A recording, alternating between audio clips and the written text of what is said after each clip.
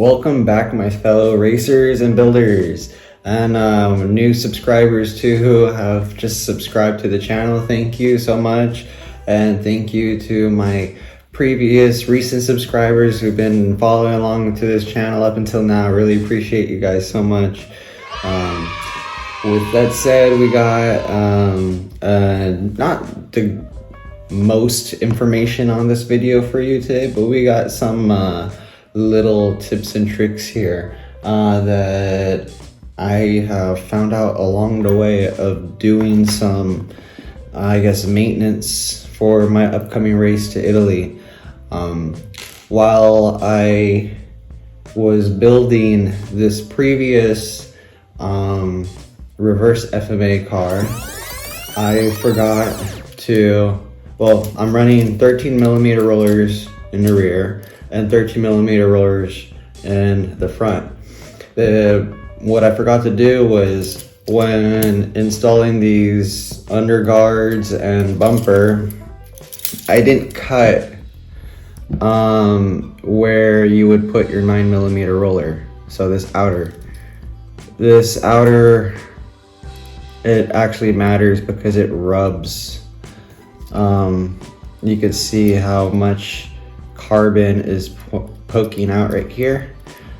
It might not seem like this little carbon poking out right here will affect your performance. I'm sure you can see that much better now.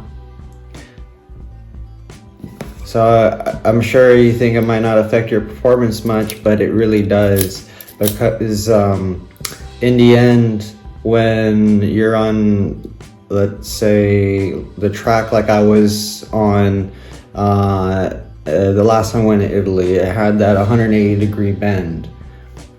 The car will end up getting on its side like so and coasting.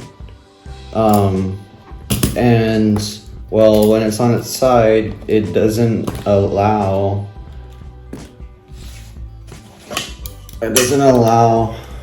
I mean, it does, but fine, let's say it's clearing. When it comes to a point where the car needs to be at this angle, it's touching. So yeah, it's making contact. So I feel like in certain instances on certain parts of the track, it may not matter. You know, you could leave that carbon there so you don't have to process it. But in most instances, if you're going to be competing and you're going to have let's say a pretty big race coming or whatever. I mean, even if you want your first open class car, you're a beginner builder, and you want to know that if you're going to run 13mm rollers in the rear, you have to cut this piece off. Well, it's a for certain thing. You have to. I'm just clarifying that in this video. Well, I'll show you in the end process of what it'll be looking like without this piece. So we're going to be cutting pretty much this outer hole off. So I have this 2022 build also that I didn't do that to. And I have my pink build that I didn't do that to. So I have 3 cars that I didn't do it to that run 13mm rollers in the rear. 2 of these cars I raced in my previous race in Italy, and they did fine. I actually think they did very well, but probably could have done better. You know, if let's say at certain points on that track, carbon was making contact instead of roller, was slowing it down. Maybe it was there's a lot of maybes in the air, you see, and that's what we don't want. We don't want to be assuming. We don't want to We want to know that you're not going to be making a contact with carbon fiber to the wall unless it is hitting the bumper as so, and that's what it's meant to do. But when it's in track, we want to be certain the only thing rolling on the wall are the rollers.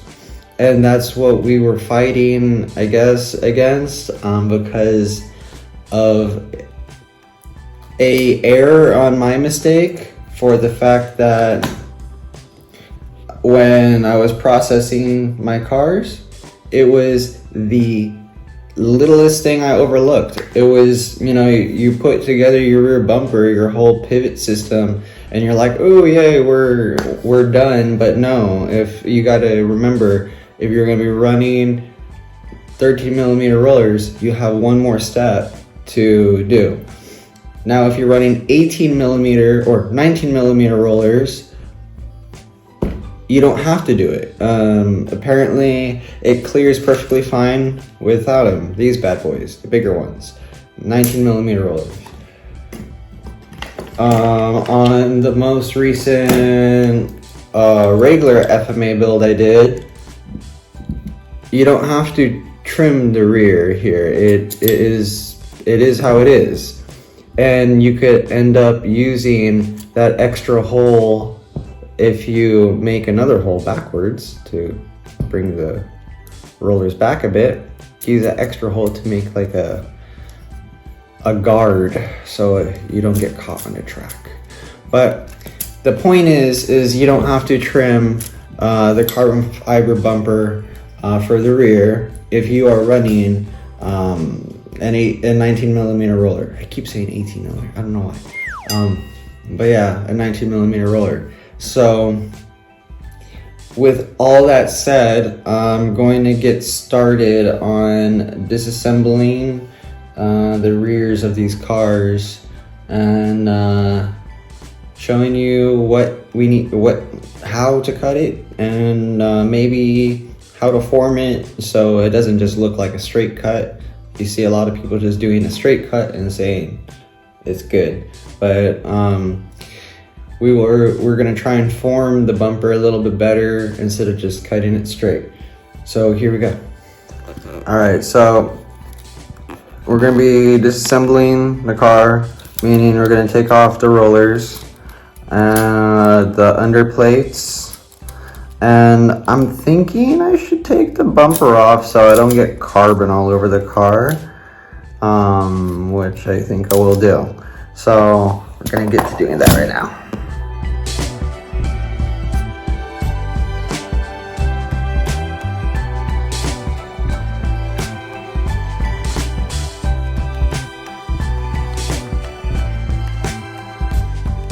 All right, so we're back in real time.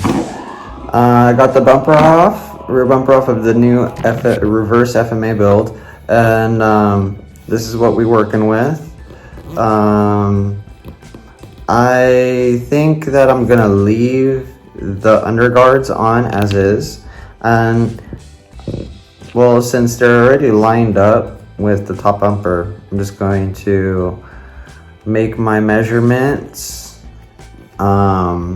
and do the cut with both of them together, so they will be I guess you could say an even cut. They'll both be exactly cut the same, since they'll be cut in one pass. Two passes, but it'll be cut in one pass instead of separately cutting the bottom and the top. So that's going to be my method of thinking for right now. When we go now to the workbench and do it, we're going to see if it actually works out. BRB. Alright, this is my workstation for cutting the carbon fiber. A few tips on what to do. I like using gloves because carbon dust is very fine and will get in your pores and stay there for a good minute. I think that if you don't have the proper mask, double up on your masks, because as of now, I don't have proper masks for carbon. So if you use a mask like this, it won't protect you. You're gonna end up blowing your nose, and there will be carbon dust up in there, and that's no bueno, as I would know. So double up on your masks if needed, wear gloves, and in some cases that a lot of people tell me I should wear eye protection, but not the biggest fan of eye protection since it kind of fogs my vision. I've always been kind of that way, even with working on real cars. Not saying that's a good thing, and not saying that's the right way to go. Use your protection for carbon fiber, please. It's not safe stuff, especially if you are getting the replica stuff from China. And not that, I mean, one way or another, carbon fiber is bad, but you know, they don't really have much, I guess you could say, no one has liability on you cutting carbon fiber other than yourself, so take the precautions. Alright, here we go. We're about to process this. Like I said, just gonna cut off the tips, and going to hopefully nail this the first time out, and I don't have to, I guess, retry it, and because I don't have another bumper like this to do it. Anyways, we're gonna nail it the first time out. We will nail it the first time out. Alright, here we go, time lapse.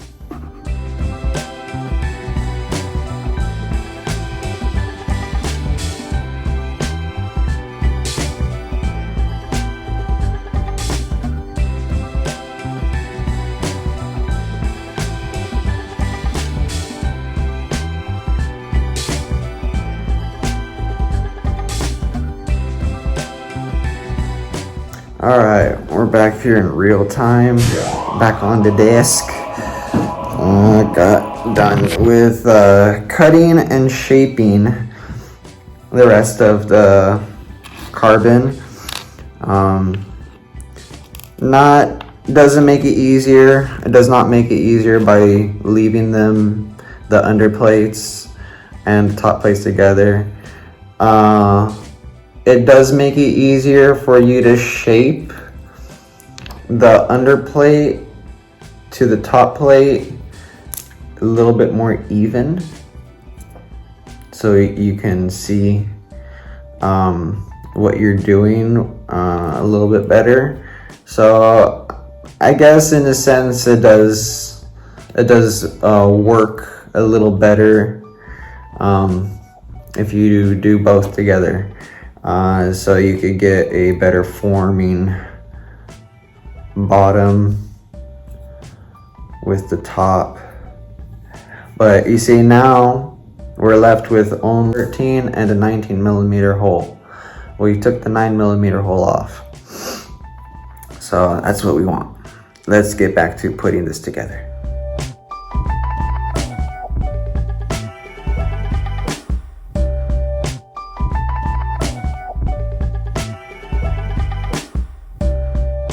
Alright, so now we got it pretty much back together, at least the roller's on. I can show you that, you see, we don't have any more interference with the roller not being able to just touch the wall and not the carbon. And you get a nice form out of it too. And that's what you want. You want it to be nice and formed.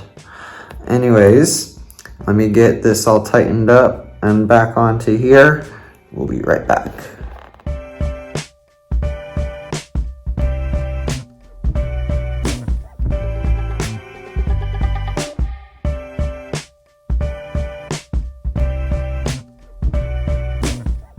Alright, so back and installed. So you see how much nicer they're formed and going to be away from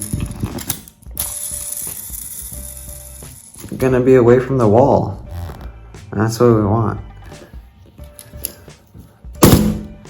So remember to always cut away the 9mm hole if you're going to be running 13mm rollers in the rear. It is just a good habit to always do, but sometimes in the process of doing these builds, there's a lot going on, so you tend to forget minute things. This is a very minor thing that obviously it was fixed pretty quick. This took me less than, I would say, 10 minutes on video, been a little bit longer than that. But you guys will get the hang of it once you get in the process of cutting the carbon.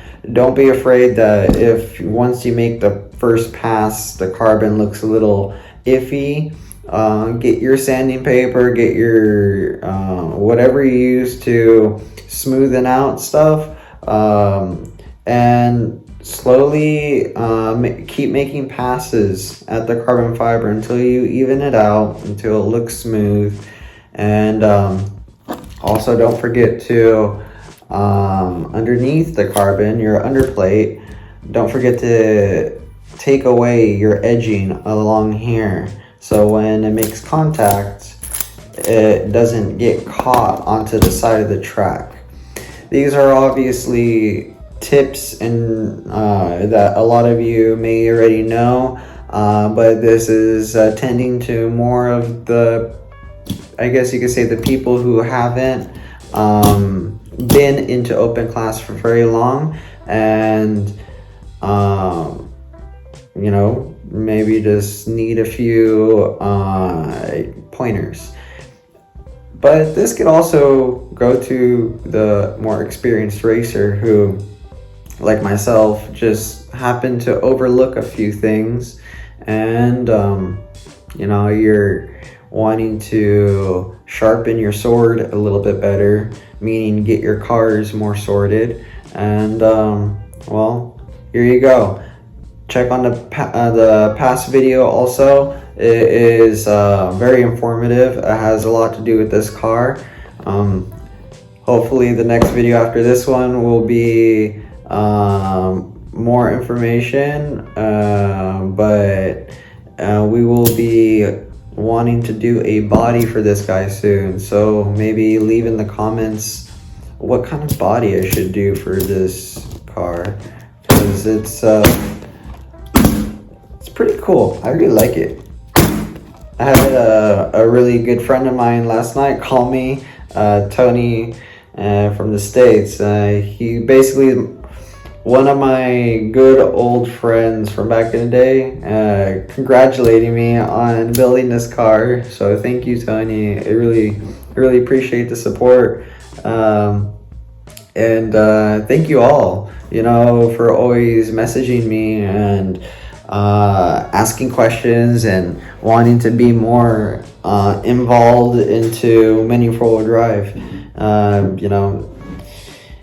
I hope to get this, I guess you could say, hobby still more into sport category, like RC racing is. It's considered a sport category now.